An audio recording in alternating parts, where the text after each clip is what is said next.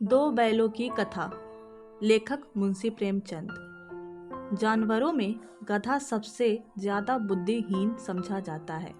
जब किसी आदमी को पहले दर्जे का बेवकूफ कहना चाहते हैं तो उसे गधा कहते हैं। गधा सचमुच बेवकूफ है या उसके सीधेपन, उसकी निरापद सहिष्णुता ने उसे यह पदवी दे दी है, इसका निश्चय नहीं किया जा सकता। गायें सींग मारती हैं। ब्याही हुई गाय तो अनायास ही सिंहनी का रूप धारण कर लेती है। कुत्ता भी बहुत गरीब जानवर है, लेकिन कभी कभी उसे भी क्रोध आ ही जाता है। किंतु गधी को कभी क्रोध करते नहीं सुना, न देखा। जितना चाहो मारो, कैसी ही खराब सड़ी हुई घास सामने डाल दो, उसके चेहरे पर कभी भी असंतोष की छाया नहीं दिखाई देती। बैसाख में चाहे एक आध बार गुलेल कर लेता हो, पर हमने तो उसे कभी खुश होते नहीं देखा। उसके चेहरे पर एक विषाद स्थायी रूप से छाया रहता है। सुख दुख हानि लाभ किसी भी दशा में उसे बदलते नहीं देखा। ऋषि मुनियों को जितने गुण हैं वे सभी उसमें पराकाष्ठा को पहुँचे गए हैं, पर आदमी उसे बेवकूफ कहता है। सद्गुणों का इतना अनादर कहीं नहीं देखा। छुरी काछी के दोनों बैलों के नाम थे हीरा और मोती। दोनों पछाड़ जाति के थे, देखने में सुंदर, काम में चौकस, डील में ऊंचे।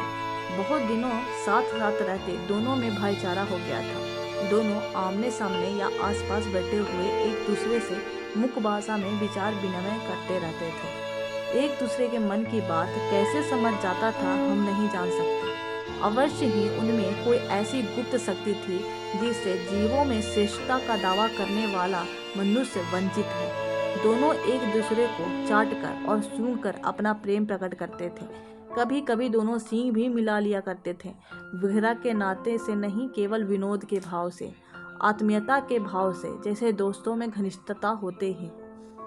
संयोग की बात है, छुरी ने एक बार गोई यानी जोड़ी को ससुराल भेज दिया। बैलों को क्या मालूम था वे क्यों भेजे जा रहे हैं। समझे मालिक ने हमें बेच दिया। अपना यूं बेचा जाना उन्हें अच्छा लगा या बुरा कौन जाने, पर छुरी के साले गया को घर तक कोई ले जाने में दांतों पसीना आ गया। पीछे से हाँकता तो दोनों दाएं बाएं भागते, पगहिया पकड़कर आगे से खींचता तो दोनों पीछे की ओर झुकते, मारता तो दोनों सींग नीचे करके हुकारते। अगर ईश्वर ने उन्हें वाणी दी होती तो छुरी से पूछते, तुम हम गरीबों को क्यों निकाल रहे हो? हमने तो तुम्हारी सेवा करने में कोई कसर नहीं उठा रखी। अगर इतनी मेहनत से काम ना चलता तो और काम ले लेते। हम तो तुम्हारी चाकरी में मर जाना कबूल था। हमने कभी दाने चारे की शिकायत नहीं की। तुमने जो कुछ खिलाया वह सिर झुका कर खा लिया। फिर तुमने हमें इस जालिम के हाथ क्यों बेच दिया? संध्या समय दोनों बैल अपने नए स्थान पर पहुंचे।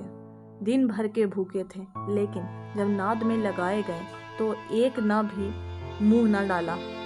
दिल भारी हो रहा था। जिसे उन्होंने अपना घर समझा रखा था वह आज उनसे छूट गया था। यह नया घर, नया गांव, नया आदमी उन्हें बेगाने से लगते थे। दोनों ने अपनी मुख भाषा में सलाह की, एक दूसरे को कनखियों से देखा और लेट गए। जब गांव में सोता पड़ गया तो दोनों ने जोर मारकर पगहे तुड़ा डाले और घर की तरफ चले। पगहे बहुत मजबूत थे, अनुमान न हो सकता था कि कोई बैल उन्हें तोड़ सकेगा, पर इन दिनों इस समय दूनी शक्ति आ गई थी। एक एक झटके में रस्सियां टूट गई।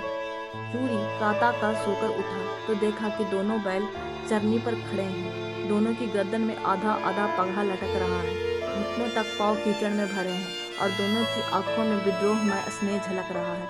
छुरी बैलों को देखकर स्नेह से गदगद हो गया, दौड़कर उन्हें गला लगा लिया। प्रेमालिंगन और चुंबन का वाद्य बड़ा ही मनोहर था। घर और गांव के लड़के जमा हो गए और तालियां बजाकर उनका स्वागत करने लगे। गांव के इतिहास में यह घटना अभूतपूर्व न होने पर भी महत्वपूर्ण थी। बाल सभा ने निश्चय किया, दोनों पशु वीरों को अभिनंदन पत्र देना चाहिए। कोई अपने घर से रोटियां लाया, कोई गुड़, कोई चोकर, कोई भूसी। एक बालक ने कहा, ऐसे बैल किसी के पास न होंगे। दूसरे ने समर्थन किया, इतनी दूर से दोनों अकेले चले आए। तीसरा बोला, बैल नहीं है वे, उस जन्म के आदमी हैं। लेकिन छुरी की स्त्री ने बैलों को द्वार पर देखा तो जल उठी, बोली, कैसे नमक हराम बैल हैं, एक दिन वहाँ काम न किया, भाग खड़े हुए। छुरी अपने बैलों पर यह आक्षेप सुन न सका। नमक हराम क्यों है? चारा दाना न दिया होगा तो क्या करते? स्त्री ने रोब के साथ कहा, बस तुम ही तो बैलों को खिलाना जानते हो, और तो सभी पानी पिला पिला कर रखते हैं। छुरी ने चिढ़ाया, चारा मिलता तो क्यों भागते? स्त्री चिढ़ी, भागे इसलिए कि वे लोग तुम्हें ऐसे बुद्धुओं की तरह बैलों को सहलाते नहीं, खिलाते तो रगड़ कर काम भी लेते हैं। ये दोनों ठहरे कामचोर भाग निकले। अब देखूं कहाँ से खली और चोकर मिलता है, सूखे भूसे के सिवा कुछ न दूंगी, चाहे चाहे मर न जाए। वही हुआ। मजूर को कड़ी ताकीद कर दी गई कि बैलों को खाली सूखा भूसा दिया जाए। बैलों ने नाद में मुंह डाला तो फीका फीका, ना कोई चिकनाहट ना कोई रस। क्या खाए? आशा भरी आंखों से द्वार की ओर ताकने लगे। दूसरे दिन छुरी का साला गया, फिर आया और बैलों को ले चला। अब की उसने दोनों को गाड़ी में जोता। 2-4 बार मोती ने गाड़ी को सड़क की खाई में गिराना चाहा, पर हीरा ने संभाल लिया। वह ज्यादा सहनशील था। संध्या समय घर पहुंचकर उसने दोनों को मोटी रस्सियों से बांधा और कल की शरारत का मजा चखाया। फिर वही सूखा भूसा डाल दिया। अपने दोनों बैलों को खली चूनी सब कुछ दे दी। दोनों बैलों का ऐसा अपमान कभी न हुआ था, घड़ी से भी न छूता था। उसकी टिटकार पर दोनों उड़ने लगते थे। यहाँ मार पड़ी। आहत सम्मान की व्यथा तो थी ही, उस पर मिला सूखा भूसा। दूसरे दिन गया ने बैलों को हल में जोता, पर इन दिनों न जाने पाँव न उठाने की कसम खा ली थी उन दोनों ने। वह मारते मारते थक गया, पर दोनों ने पाँव न उठाया। एक बार जब उससे निर्दयी ने हीरा को नाक पर खूब डंडे जमाए तो मोती को गुस्सा काबू के बाहर हो गया। हल लेकर भागा। हल, रस्सी, जुआ, जोत सब टूट टाट कर बराबर हो गया। गले में बड़ी बड़ी रस्सियां न होती तो दोनों पकड़ाई में न आते। हीरा ने मुख भाषा में कहा, भागना बेकार है। मोती ने उत्तर दिया, तुम्हारी तो इसने जान ही ले ली थी, अब की बड़ी मार पड़ी। पढ़ने दो, बैल का जन्म लिया है तो मार से कहाँ तक बचेंगे। रात को फिर वही सूखा भूसा मिला, लेकिन वहाँ एक छोटी सी लड़की थी जो रोटियां लिए निकली और दोनों के मुंह में एक एक रोटी देकर चली गई। उसे उनके प्रति प्रेम हो गया था। यह भैरव की लड़की थी। उसकी माँ मर चुकी थी। सौतेली माँ उसे मारती रहती थी, इसलिए इन बैलों ने उसे एक प्रकार की आत्मीयता हो गई थी। दोनों दिन भर जोते जोतते, डंडे खाते अड़ते, शाम को थान पर बांध दिए जाते और रात को वही बालिका उन्हें 2 रोटियां खिला देती। एक दिन मोती ने भूख भाषा में कहा, अब तो नहीं सहा जाता हीरा, क्या करना चाहते हो? एकाध को सींगों पर उठाकर फेंक दूंगा, लेकिन जानते हो वह प्यारी लड़की जो हमें रोटियां खिलाती है उसी की लड़की है जो इस घर का मालिक है। यह बेचारी अनाथ हो जाएगी तो मालिकिन को न फेंक दूं? वही तो उस लड़की को मारती है, लेकिन औरत जात पर सींग चलाना मना है, यह भूल जाते हो? रात को जब बालिका रोटियां खिलाकर चली गई तो दोनों रस्सियां चबाने लगे, पर मोटी रस्सी मुंह में न आती थी। सहसा घर का द्वार खुला और वही लड़की निकली। दोनों सिर झुकाकर उसके हाथ चाटने लगे।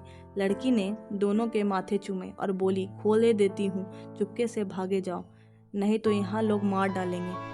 उसने गराव खोल दिया, पर दोनों चुपचाप खड़े रहे। मोती ने अपनी भाषा में पूछा, अब चलते क्यों नहीं? हीरा ने कहा, चले तो, पर इस अनाथ पर आफत आएगी, सब इसी पर संदेह करेंगे। सहसा बालिका चिल्लाई। दोनों फूफा बोले, बैल भागे जा रहे हैं, ओ दादा ओ दादा, दोनों बैल भागे जा रहे हैं, जल्दी दौड़ो। गया हड़बड़ाकर भीतर से निकला और बैलों को पकड़ने चला। वे दोनों भागे। गया ने पीछा किया। वे और तेज हुए। गया ने शोर मचाया। गांव के और आदमी भी आ गए। दोनों मित्र सीधे भागे, पर अब रास्ता भटक गए। जिस रास्ते से आए थे उसका पता न था। भूख के मारे दोनों बेहाल थे। सामने मटर का खेत दिखाई दिया। मोती उसमें घुस गया। हीरा ने मना किया, पर उसने एक न सुनी। अभी 2 ही 4 ग्रास खाए थे कि आदमी लाठियां लिए दौड़े पड़े। दोनों मित्रों को घेर लिया। हीरा तो मेड़ पर था, लेकिन निकल गया। मोती सींचे हुए खेत में था। उसके खुर कीचड़ में फंसे थे, न भाग सका। उसे संकट में देखकर हीरा भी लौट पड़ा। फंसेंगे तो दोनों फंसेंगे। रखवाले ने दोनों को पकड़ लिया और कांजी हौस, जो कि मवेशी खाना था, उसमें बंद कर दिया। दोनों मित्रों का जीवन में पहली बार ऐसा सभी का पड़ा कि सारा दिन बीत गया और खाने को एक तिनका भी न मिला। समझ में ही न आता था यह कैसा स्वामी है, इससे तो गया ही अच्छा था। यहाँ कई भैंसें थी, कई बकरियाँ, कई घोड़े, कई गधे, पर किसी के सामने चारा न था। सब जमीन पर मुर्दों की तरफ पड़े थे। हीरा और मोती ने दीवार की मिट्टी चाटनी शुरू की, पर इससे क्या तृप्ति होती। रात को भी जब कुछ भोजन न मिला तो हीरा के दिल में विद्रोह की ज्वाला भड़क उठी। बोला, मोती, अब रहा नहीं जाता। मोती ने सिर लटकाए हुए जवाब दिया, मुझे तो मालूम होता है प्राण निकल रहे हैं। इतनी जल्दी हिम्मत ना हारो भाई, यहाँ से भागने का कोई उपाय निकालना ही होगा। आओ दीवार तोड़ डाले। हीरा मजबूत तो था ही। उसने अपने नुकीले सींग दीवार पर गड़ा दिए और जोड़ मारा तो मिट्टी का एक पपड़ा निकल गया। फिर तो उसका सहसा बढ़ा। उसने दौड़ दौड़ कर दीवार पर चोटी की। उसी समय कांजी हाउस का चौकीदार लालटेन लेकर हाजिरी लेने आ गया। हीरा का यह उद्दंडतापन देखकर उसने उसे कई डंडे रसीद दिए और मोटी रस्सी में बांध दिया। मोटी ने पड़े पड़े कहा, आखिर मार खाई, क्या मिला? अपने बूते भर जोर तो मार दिया। मोती ने भी दीवार में उसी जगह सींग मारा। थोड़ी सी मिट्टी गिरी और उत्साह बढ़ा। 2-3 घंटे के जोड़ आजमाइश के बाद दीवार ऊपर से लगभग 1 हाथ गिर गई। फिर तो मोती ने धक्के देकर आधी दीवार गिरा दी। दीवार गिरते ही सोए हुए जानवर जाग उठे। सबसे पहले घोड़ियां भागी, फिर बकरियां निकली, फिर भैंसों भी खिसक गईं, मगर गधे अभी तक ज्यों के त्यों खड़े थे। हिरन ने पूछा, तुम दोनों क्यों नहीं भागते? एक गधे ने कहा, जो कहीं फिर पकड़ लिए जाएं तो क्या हरज है, अभी तो भागने का अवसर है, हमें तो डर लगता है। आधी रात से ऊपर हो चुकी थी।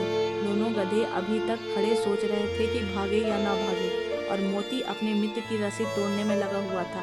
जब वह हार गया तो हीरा ने कहा, तुम जाओ, मुझे यहीं पर रहने दो।